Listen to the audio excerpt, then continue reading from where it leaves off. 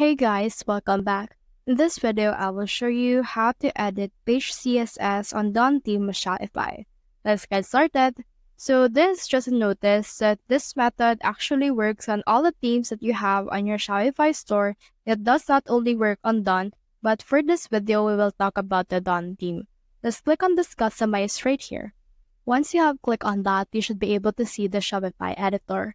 Now, on the Shopify editor, we should be able to see a lot of things. Like, for example, if we want to change the image CSS for featured products, we can click on the specific collection and you can scroll down in here.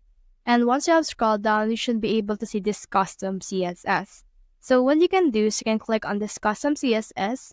And for example, you just need to head over and put in here some custom codes that you want to apply on this specific page. So you need to be knowledgeable in coding in order to add some custom CSS or custom styles to this section. If you want to actually add a custom CSS on the whole page, you can head back. And here you have the theme settings. When you scroll down, you also find the custom CSS and you can add custom styles to your entire online store. So that's the whole process. If you have found this video helpful, simply leave a like or subscribe because it helps reach more people. See you soon.